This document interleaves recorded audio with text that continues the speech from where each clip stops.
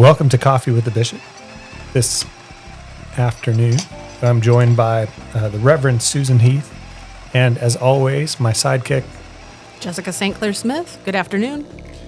And we are drinking 3 shots of Jolt Espresso from our friends over at Inda Coffee. And a word about Inda, actually really great local coffee shop, started as part of sustainable development. When he was traveling over in the same region of the world where my son's going. So while he was over there studying sustainable development, did not do the project he was there to do, ended up coming home and creating a relationship with coffee growers throughout Southeast Asia, and hence the name Inda, and is a great local shop that's revitalized neighborhood downtown. It's absolutely wonderful coffee, and a place where a lot of folks get together, as they do in the South, for a little Bible study. It's a one-on-one mentoring. It's always good to see folks praying together and reading the Bible at a secular coffee shop. Absolutely. So, good friends. We have Susan Heath with us. Susan has been on staff with the diocese until very recently, and I didn't hire her. She came from Bishop Waldo and actually was part of a Bishops Coalition thing that I'm going to let her describe and give some history on later. But Susan has been in the diocese, and particularly here at Trinity and with the diocese, since 1984. Am I right? Correct. Wow. And Trinity's first female clergy person, and even more than that, long history of life here in Trinity in Columbia. But you're not from Columbia. No, I'm not from Columbia. I will always be from Alabama. And so every year we have to hear her celebrate the wrong color of crimson. Yes. That feels like a significant miss for a bishop in South Carolina. I'll take a pass on commenting on that. It would be too obnoxious if I said all that I wanted to say about the tide. I will say that she does get to celebrate more often in recent years than we do during football season. That's true. Look at you. You're so polite. She's just staying quiet, just very, very appropriate. But a very strong smirk you can probably hear. Yeah. Susan, you were called and ordained here. Tell me about that. Well, how to start? I think I really started seriously thinking about my call when I was in college. I spent my junior year in England, and I had always thought I was headed to law school. And I was one day on the train coming back from having been in London for the day, and I was playing out one more year of college, then law school, and I couldn't get past law school to a job. What I saw was I wanted to be a judge, and I knew you couldn't go from law school to the bench. So I started thinking, well, you can't do that, so what else? And just sort of opened that up in my head and in my prayer, and started thinking about seminary. And I didn't tell anybody that for the rest of the time that I was away from home. So I had a good chunk of time just to sit with that myself. And then I came home, and I told my daddy, who was also a priest, now gone to God, but I would give anything for a photograph of his face when I told him I was thinking about seminary. He was a very loquacious person, and he said nothing. It was all in his face, eyes and smile. And obviously he was a great mentor to me, and I went through the process, and I really am totally grateful to my daddy, because I knew I wanted to go to seminary, but I wasn't thinking about ordination. I didn't know any ordained women. I loved the church. I figured there's something I could do, and like school, and I'll just go some more. And Daddy said, well, Susan, you need to go to Columbia and go see the bishop and tell him that you want to go to seminary. And I said, well, I didn't tell him when I wanted to go to college. He said, this is different. So I'm very grateful that I listened to him, and I felt very foolish when I made the appointment, and I drove from Greenville, where we lived, to Columbia, over to Barnwell Street, where the diocesan office was at that time, and met with the very newly consecrated Bill Beckham. He had been a bishop for maybe less than 6 weeks when I came to see. And I had known him before that, because, I just had known him. He was the archdeacon, and, I had known him. But he was wonderful to me. And when I told him all that I was thinking about, and I said, I just really want to go to school some more, and I want to explore this, and he said, that'll be great. And I said, I have a term for it. I'd like to call it my decision for indecision. And he said, that's great. Let's do that. And he said, and I had already been up to Duke, and I had already been accepted at Duke, and having gone to a microscopic college, I thought that a big university would be perfect for me, and my daddy had been there, and no. He said, that's great. If you want to go to Duke, that's fine. But before you make that decision, I want you to go to Virginia.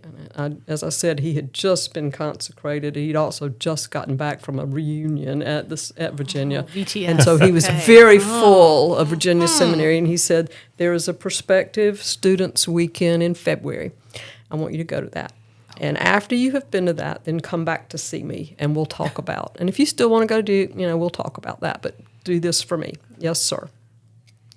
So I did, and I went up there, and it's one of the few times in my life when I stepped onto that campus, I knew that's where I needed to be. I had already sniffed around Sewanee. We'd had a family wedding in Mississippi that summer, and I'd taken I was by myself driving back and took a detour, and I won't go through all that, but I knew pretty quickly that wasn't going to be my place. And, but truly, I can't say any more than that I knew that was the right place for me. It was a very holy moment to me on that holy hill. And my interviews with the faculty and the student, the senior that was on the committee, they were so patient and kind to me. The dean at that time, when I cast Gone with the Wind from the seminary community, he was Ashley. So, he was just incredibly dignified. And he's sitting at the other end of the table listening to me very patiently, and they're asking me all these questions. And they were really sort of puzzled that the bishop had said I could come up and look. I guess this is after I went back. I came back I had gone for an interview. And I was green enough to not know that was a big deal.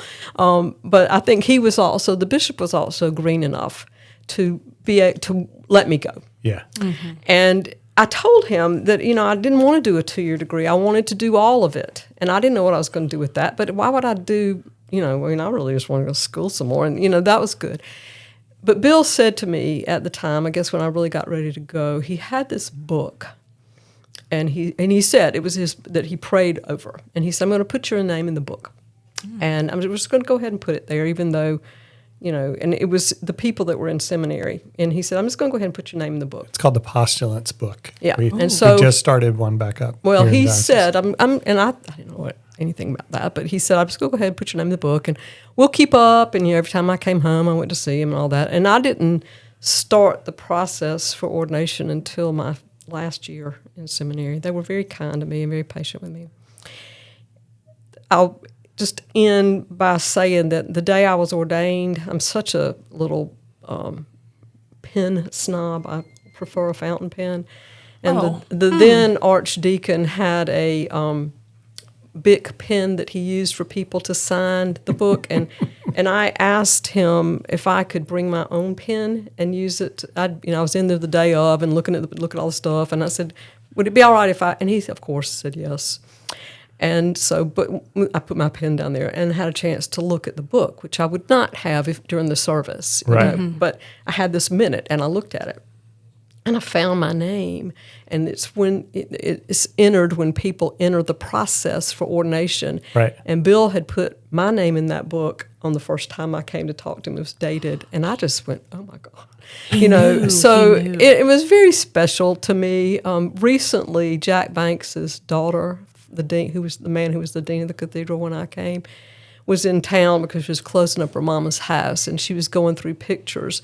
And she sent me, she said, Susan, I just found this photograph. I've always loved it of you and Daddy. It was in Mom and Daddy's house. I've always loved this picture.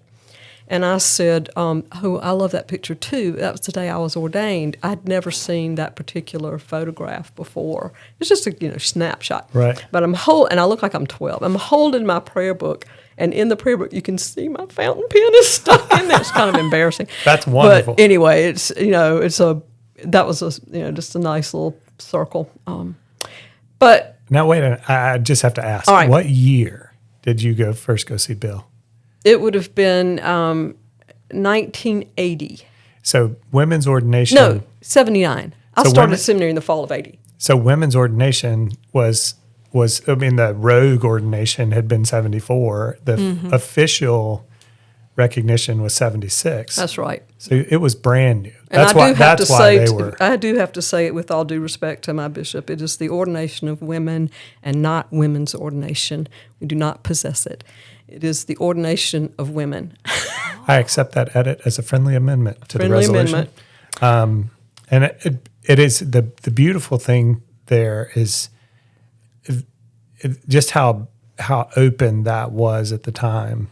Because I think a lot of times there's a perception of different regions of the church or different dioceses. And one of the sort of lovely things in our diocese has been there's been a pretty open door. Yeah, I think that's really true. And Bill could not have been better to me the whole way through. I was so young, and he was very patient, challenging, encouraging, all of that. And I had such a different experience in first work than many of my people that I went to school with who had horrible situations all over the country. Oh, yeah. Oh yeah, So- because there were people that still opposed it. I assume in a lot of places. I have some opposition stories from the cathedral I could tell if you want to hear them. But one of the things that I would always say about that, and I do think it was part of Bill's wisdom in putting me at the cathedral, was big place, big Yeah. staff. If they're having trouble with me, they're other people, and that gave everybody a buffer. I came thinking I was coming for 6 months. And there were, I've told you that story. It lasted a little bit longer. It lasted a little bit longer. But I do think there was some genius in that it was not, he offered me several other things. And one of the things he offered me, I just flat out told him I could not do. He wanted me to go with him on Sundays so that people could be exposed to me. And I would be a deacon then, so I'd be wearing a diagonal. And I said, well, I'm going to be like Miss South Carolina. Is that what you? And I said, I was young, y'all. I was cute then, and I just said, I can't do that. But so great that you caught that. Yes. I mean, because I could see me saying something and just not even connecting the diagonal sash thing. Well, and that was one of the beautiful things about him. We had a wonderful rapport, and we could speak very candidly to each other. Many times, one of the great things about working as I did next door, I could come through that door to his office any time, and did many times for many things. And the door was open, and he was good to me. And Yeah. So That's so nice. Yeah. I love that. yeah, I was very grateful. And when I was called here, we had more women in head pastor roles in our diocese than any other diocese in the country. Is that right? I don't know what the statistics are now, but I know that was true for a long period, and it makes sense. Yeah. And for a number of reasons about both Upper South Carolina is a fairly new diocese, 1922. Right. And there had been a series of bishops who just sort of encouraged That's right. a sort of open hand. Yeah. Not necessarily progressive, just an open hand. It was- Right. I do think that. And, the sort of the corollary, I mean, Jack was incredibly progressive. Yeah. And they had a wonderful rapport, very different, but, it was clear who the bishop was, clear who the dean was, and they were on the same team.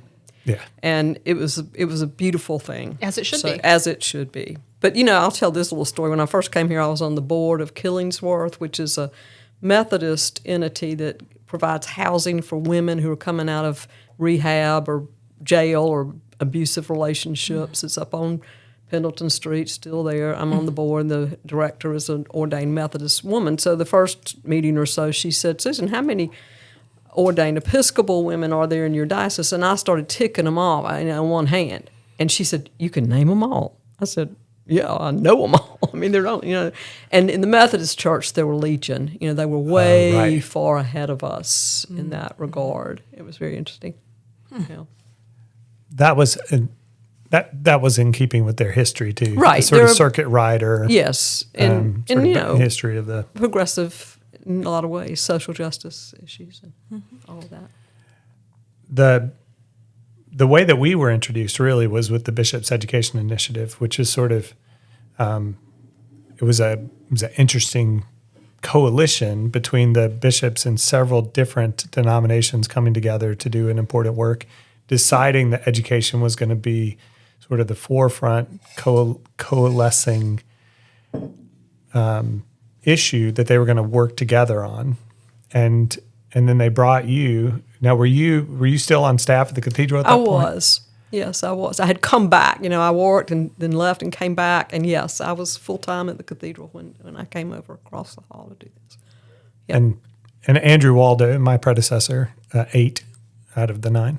And Andrew brought you on board, and tell us more about how that project worked and sort of what the key pieces for you were. We did have this entity called LARCM, which was the liturgical churches minus the Orthodox. And so they went to Camp St. Christopher and they started thinking about what South Carolina needed and the issues, and they realized that, education was something they could all get together on, and so they talked about that. And then they very wisely decided it would be good to ask Dick Riley, former Secretary of Education for our country and former governor of our state, whose whole governorship was education related, to weigh in. So they called him and asked him if he would meet with them. Of course he did. And they said, we're thinking about this. What do you think? And do we have any traction? Is there anything we could do? And Dick said, well, yeah, of course, and blessed them. So that was in the spring of one year. And the next fall, the next time the dialogue came around, he was the speaker for the dialogue to talk about the issues of education in the state. And it was at the cathedral. And I was working at the cathedral. And I'll tell you candidly that if it had not been in my backyard and Dick Riley as the keynoter, I would not have gotten in my car and driven to Spartanburg for that or gone to Greenville. I would have missed it. But because I could just walk down the hall, I went. It was the biggest attendance they'd ever had at a dialogue. It was the most energetic. The people there, and it was because it was Dick, of course, but it didn't matter. They'd hit the right note. So after that, they got back together, those bishops, and they decided that they were going to write a joint pastoral letter. Now, I think I'm right that that's a unique document, or at least it is a rare document for bishops of several denominations to write together and sign it. And so because that was an unusual thing, it took them a while to hammer it out. So the dialogue was in October. They had agreed on their letter by April and signed it. And their instruction to their congregations was that congregations publish it in a way that made sense. So at the cathedral, our then the dean, the bishop really asked that the Episcopal parishes read it in church. So it was the Sunday after Easter. And our dean, rightly so, was on vacation. And I was the celebrant, so it fell to me to read the letter, which was just happenstance. But I will always remember what it felt like to stand up in front of the parish and read that letter, because people were listening. Most times a pastoral letter is a sleeper to many people. I don't mean that in any ugly way. It's just, it doesn't ring the bell for a lot of the average person in the pew. And this one perked people up, and they came out the door and said, "What are y'all going to do about that? And how's that going to work? What's going to happen?" And I was like, "Got to talk to the bishop about that." I don't know. So that happened, and all the other denominations had their way. Some of them put it in their newsletter. It happened in different ways. And the bishops got back together, and they quickly recognized that none of them had the time to do anything about this. So Andrew came to see me, came across the hall, and he said, in the years that I wasn't working, I did a lot of advocacy for public education, and 2 different things. I worked on a voucher movement, and we were able to stay a voucher in South Carolina. And I also worked with Bud Ferrillo on his brilliant documentary, Carter of Shame. And he did I didn't help him do any of that. I just helped him publicize it and went around and led groups talking about it. So I'd had this little public education toe in the water, and Andrew knew that. And so he asked me if I would consider being, doing something with this. And they had no title for it. They had no job description. They had, just an idea. And I said, yeah, but let's talk about what that means. And we did. And I think that one contribution I made early in that was their vision, which was a beautiful vision, was to get as many of the people in their parishes directly involved in the support of public education. And by that, they meant boots on the ground, not collecting school supplies, which is very important, or food. That was already being taken care of. They really meant people involvement so people understood. And so that was their vision. It's clear in their letter.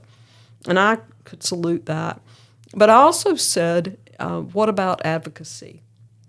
What do you think about that? And we're positioned, right across the street and all the reasons. And Andrew said, well, we can get to that. And I said, I ain't going to want to get to that. Can we talk? And so we folded that in, and which ended up being great for them. We had some wonderful highlights of ways that they were involved through advocacy work. Having them together, stand together, the bishops, and make a statement is a great visual. Yeah. Anytime I could get the majority of them in a room where people could see that even though lots of differences theologically and for all of the reasons, on this issue, they stood shoulder to shoulder, and it was a pretty good picture, and it drew attention. It really drew attention from lots of quarters, from people in the pews. I had people who I had known forever, having worked in Columbia for a long time, who I'd bump into, and they would say, Susan, what are you doing now? And when I would tell them, they would say, oh, great, I'm so glad the church is doing something worthwhile, something important, and that over and over. I told Andrew that it was a great piece of evangelism. It brought people back, some people, handsful of people, back into active participation in their congregations. And the bishops were also invited to testify in some ways, 2 or 3 different times. They wrote some op-ed pieces. They wrote a letter that was a statement of their vision that was read into the record for the Senate. It was just a good thing. It was visibility.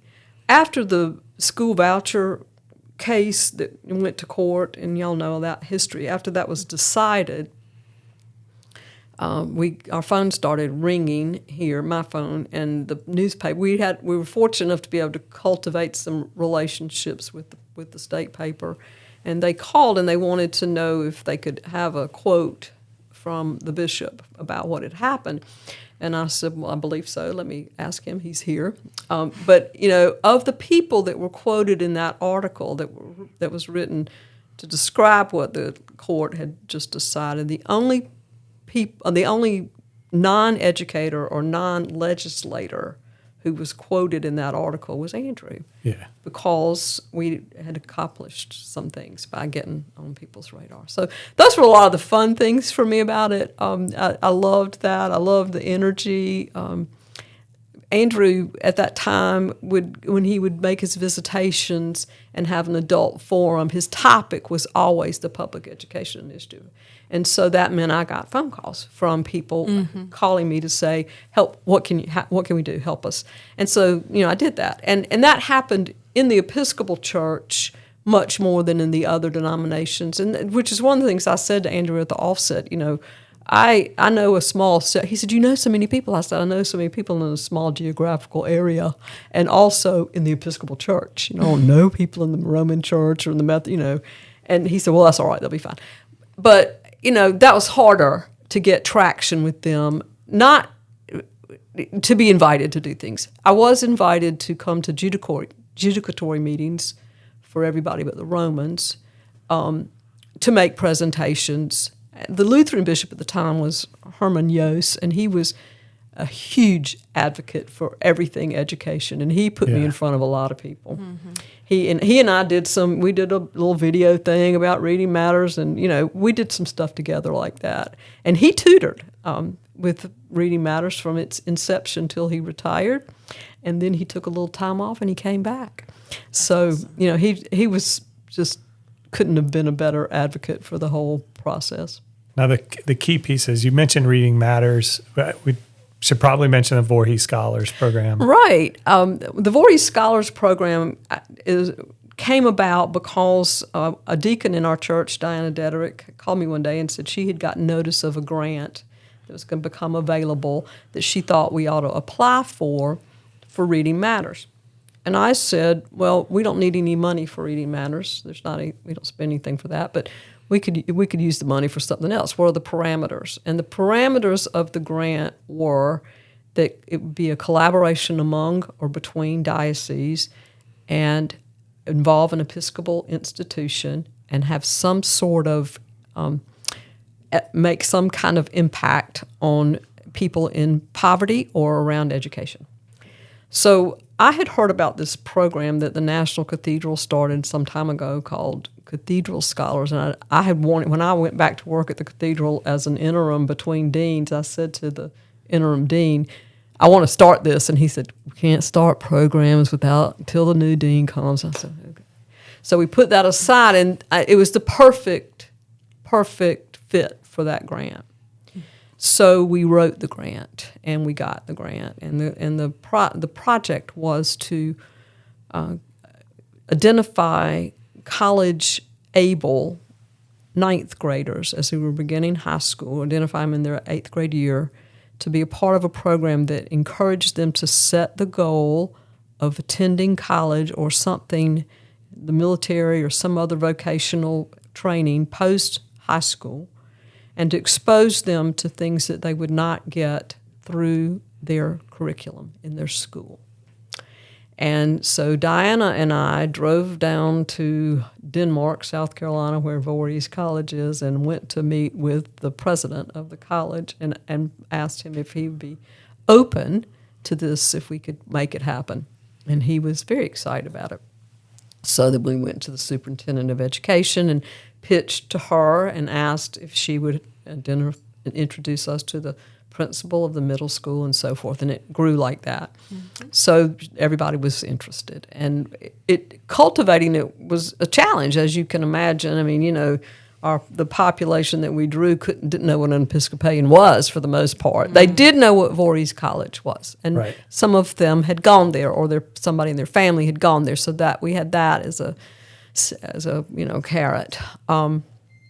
Anyway, so we developed this program, and we identified, I think our first class was a dozen, maybe 15 young people, and we made it a residential program at Voorhees College during the summer when summer school was in session, so the students would have the experience of living in a dorm, eating in the dining hall, going to and they went to class, and we did all that with them for a week. And then we had some extracurricular things that we did with them too. I could go on about that. I'll stop. But then during the year, we met with them once a month, either in Denmark. We would go down there and do something, or we would take them somewhere.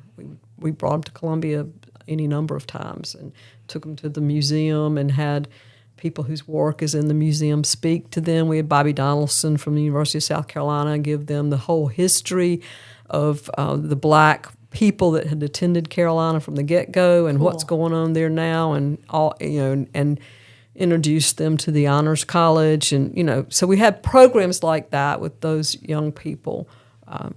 And then we had the second class. We had a second class that had some discipline problems and never gelled like the first class. Double whammy of that and COVID. So it was a death knell because we couldn't meet with them. Right. And so we attempted, and I got permission from their principal to Zoom with them, which is very, very hard. He said, Susan, I'll give you permission, but they're not going to want to do it. And so big chunks of them would never call in. And the ones that did, I think the saddest I ever was when this one young man took the camera on his computer and put it to the ceiling fan in his room because he didn't want us to see his room. Yeah. And there was just a whole lot of that kind of disconnect, and we lost some traction with them. But I will say, out of that first class, everyone went to college or to the military. We had one that went to a cooking school in Charlotte. They all went on to school. They all got, many of them got money. Some of them got full rides. Cool. And so they're all, and they finished. This was their year that they graduated. And the ones that I still have contact with finished. And I'll just say this last thing. One of them who went to the University of South Carolina, when she finished, we got together to have coffee to talk about what next for you and so forth. And that was last fall. She had finished, and she said, "What are you working on today?" And I was recruiting for Reading Matters at the time, and I told her about it. And I said, "We've got an orientation tonight." And she said, "I'd like to do that." I said, "You would?" She said, "Yeah, I'd love to tutor children. I'd like to do that." And I said, "Well," I told her where the orientation would be, and I invited her to come. And I was really, frankly, surprised when she walked through the door that night, and she came and she tutored at Arden all last year, and she'll be tutoring again this year. And she's going on to graduate school, and, on and on. So that was a home run. Wow. Voorhees is, for those who are not familiar, Voorhees is our historic Black university, Episcopal, here in Denmark, South Carolina, which is technically just across the border in the Loa diocese. And we share oversight of the school, although I will say that Bishop Ruth Woodliff Stanley plays a primary role there, as I play a primary role at Still Hopes. But we have a joint oversight with Voorhees and a great deal of ownership and a great deal of love and fidelity for the school all over the diocese, but particular churches here have not only stayed connected, but we're huge supporters of Voorhees. And the president is doing a phenomenal job continuing to build up both the financial future, but also just the richness of the experience that they're able to offer to students. And it is an amazing gift to watch how a school founded by one woman's passion and enthusiasm has continued to create new generations of scholars and leaders, and who have gone on to huge fortunes and wild success, but also just to be good, solid human beings, giving back generation after generation. I mean, it's just amazing to see what a gift that school has been, and it is part of a real need, not only in our state but throughout the country, to talk about what it is that we do when we support public education and the ongoing education, particularly of students who don't come from backgrounds where that is an automatic assumption. The education changes the possibilities of the future.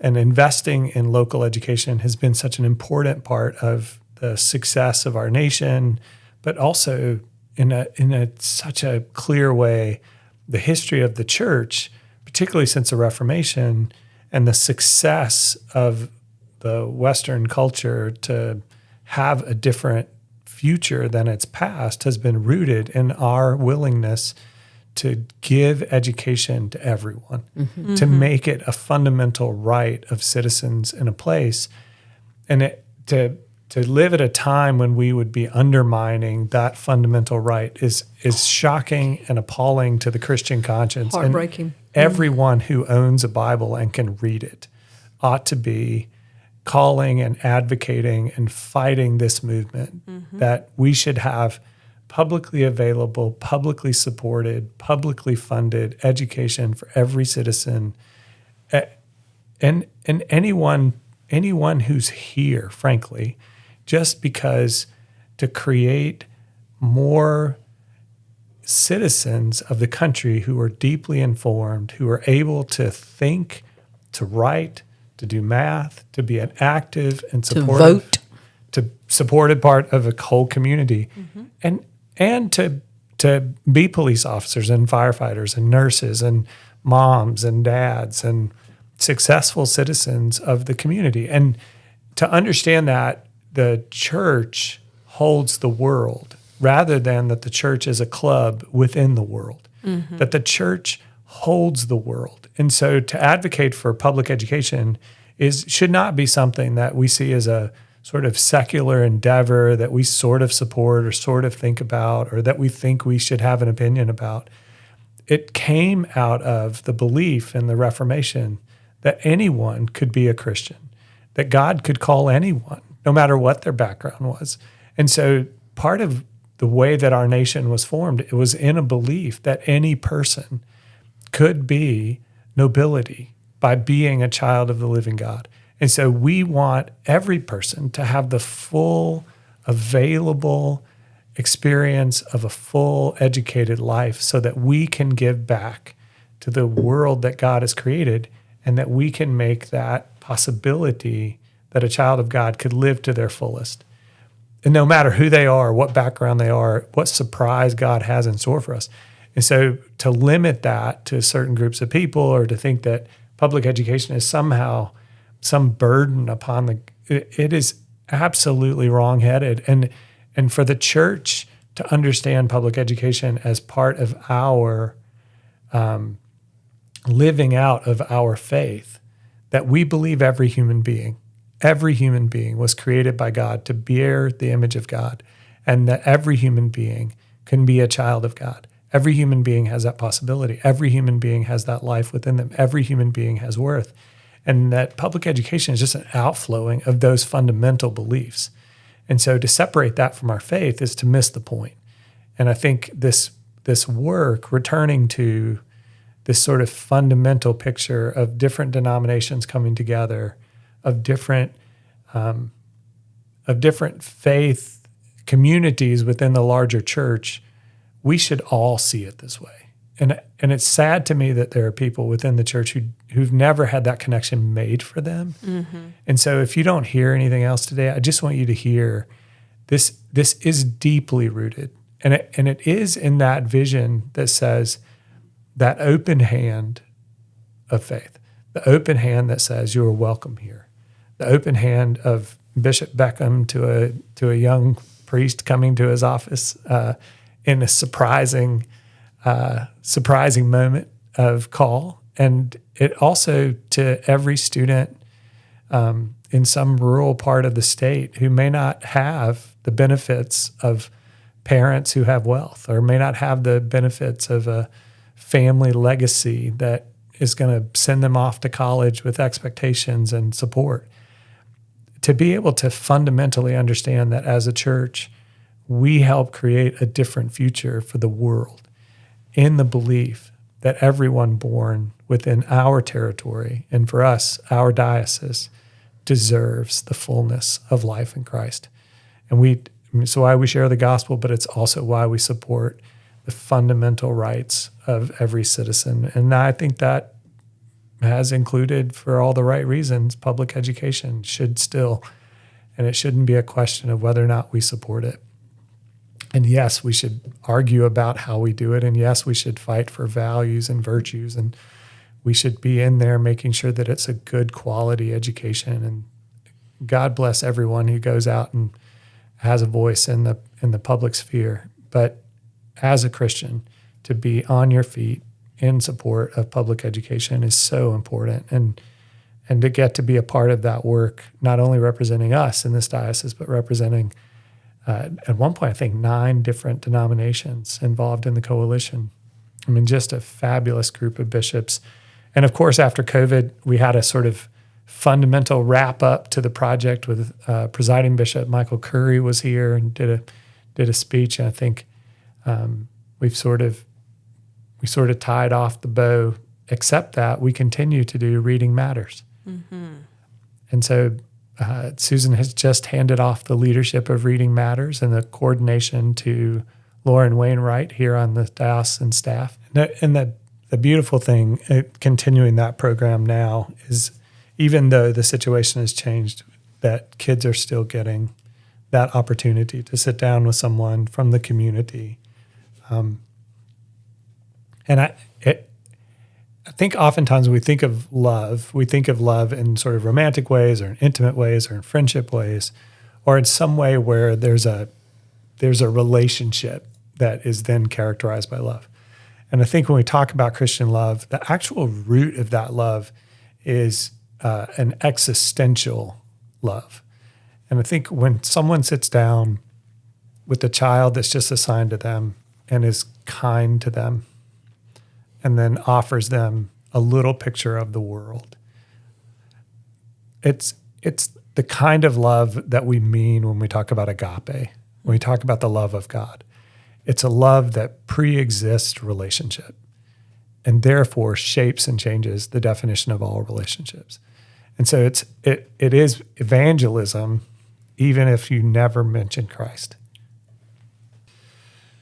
Now, you mentioned along the way that you had a story about the 50. We were just at a 52nd anniversary of the Philadelphia 11. The 50th anniversary was 2 years ago. I had a film to celebrate that event, and if you haven't seen it, I'd recommend it. But you said you had a story about I that. do have a story. I moved to Columbia in the summer of 1984, so that was the 10th anniversary. Mm-hmm. And I had been here about 15 minutes when I got a call from Bill Higgins, who was the religion writer for the state, and he said he would like to come interview me. He was writing an article about the Philadelphia 11, and could he come talk to me about that? And I said, sure.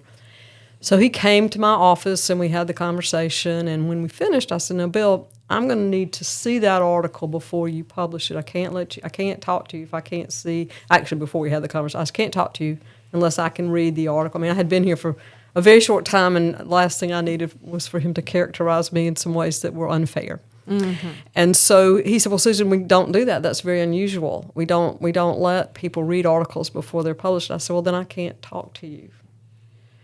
Well, I was the only game in town, so he went back to his editor and he said, she says she won't talk.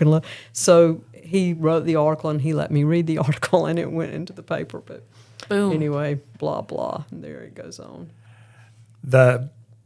I do want to say I've been mentored by, my closest mentor is Rebecca McLean, the dean of Trinity Cathedral in Phoenix, and canon to the ordinary for the bishop there, and great friend and mentor to me. And so I've lived my Episcopal life with great women as mentors and friends and colleagues in ministry.